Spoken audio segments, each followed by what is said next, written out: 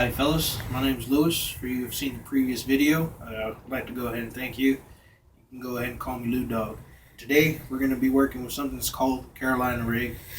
I find that a lot of folks, when they go to a fishing store, maybe Bass Pro or Academy Sports and Outdoors, and Walmart down here in Texas, they discard these rigs a lot, or discard these leaders.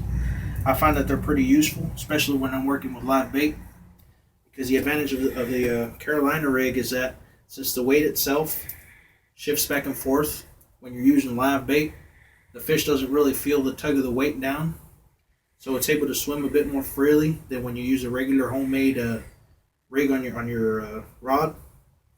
And I especially like it for saltwater fishing because I like fishing a lot near oysters, catch a lot of drum and trout around there, and this actually gets snagged a whole lot less than just about any regular homemade rig. Now, basically the Carolina rig is going to consist of a weight. I like to use about half an ounce to an ounce.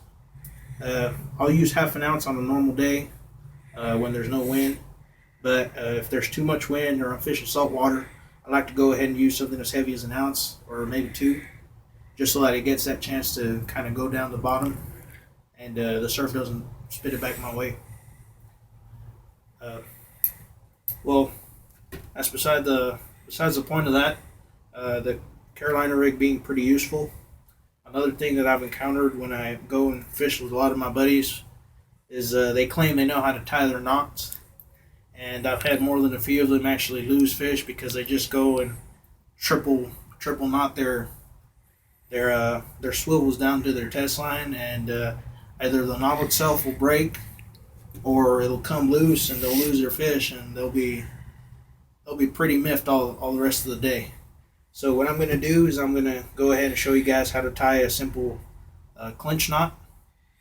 It's nothing too fancy, but the reason I like this knot is because the more the fish pulls or the more you pull on the test line itself, the tighter it gets, and it's pretty good when it comes to actually not snapping while under pressure.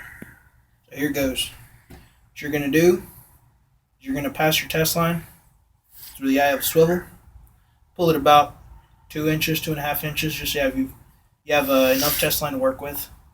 What you're going to do is you're going to grab your tag end and pass it through the bottom. You're going to loop it once, twice, 3 times, 4 times. I like using 4 times with somewhat light test line. I do believe my buddy told me this is 15-pound test, so I'm just going to go ahead and do 4 turns. And what you're going to do is you're going to get your tag in and you're going to put it through the loop that's made at the bottom, and then you're going to put it through the second loop you make over here. All you're going to do, hold your tag in, pull down, set it down so it's nice and neat. Make sure you pull it so that any bits that can slip away get taut. Now, I've also found it useful when you're using old test line or a test line that's been sitting out in the sun for too long. It's a good idea to go ahead and get it a little bit wet before you go and work with it. That way you have a less of a chance of your knot actually breaking under the pressure, or you getting loose bits in your knot and possibly getting it untied. That's it, fellas. Thanks for tuning in with us, and just wait for the next video.